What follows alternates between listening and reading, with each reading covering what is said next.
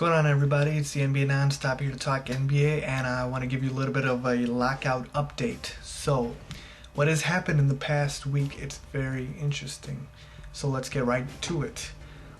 We had David Stern and Billy Hunter, both heads of the respective players, and the owners go on a media blitz where they went to every satellite station, every radio station, every media outlet, television shows. David Stern had an interview with NBA TV's David Aldridge. Billy Hunter met with ESPN's J.A. and they were asked to give their respective side. And, at first, I said this in my earlier video, I said David Stern had some very good points about the owner's position in this lockout, and he was given very good points about how unnegotiable the player's side has been. But then I see Billy Hunter's video with Jay Adande, and he's essentially doing the same thing except defending his side. So that leads me to believe that neither side has moved off their position, and we're back to square one.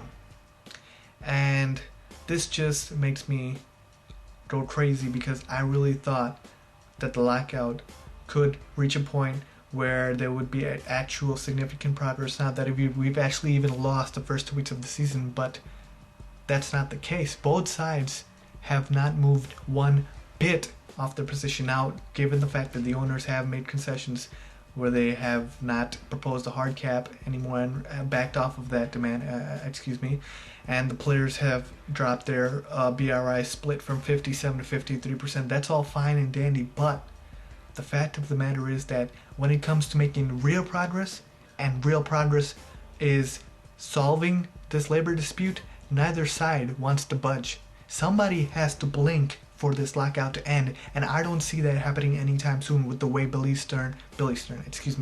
Hunter and David Stern have been talking. I don't see it. I'm a little less optimistic, because the simple fact is no one is ready to negotiate right now, and that can be good for NBA and its fans. Moving on, the next topic I want to talk about was JaVale Mcgee. He had a sort of an oops moment outside of the players' meeting in Los Angeles when reporters asked Mcgee what the state of the meeting was and what they discussed. Mcgee went on to say, and I'm paraphrasing him here, some players are in there ready to fold, but the majority all want to stand strong. He did say some players are ready to fold. Now, this essentially is something that we knew. We knew there were some guys who want to end the lockout regardless and take what they can get, and might I add you, that's a smart decision right now. And there's some guys who are willing to stick to their guns and fight through this thing. But now we have actual evidence of that, as JaVale Mcgee told the media, and then he later tweeted that he denied it, even though there's audio of Mcgee saying that very statement, and you can find it if you type it up on YouTube or somewhere else. And so I thought that was kind of interesting, to see that there are actually players that want to end this lockout, and they just want to get on with the labor and take the best offer that they can get right now. Obviously that's not the majority, or else the lockout would have ended by now, but it's still a significant issue.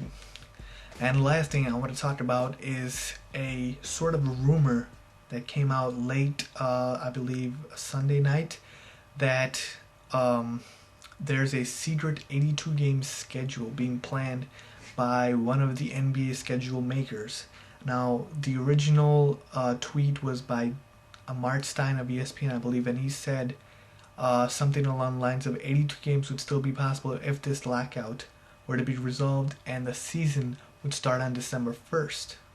I thought that was kind of interesting.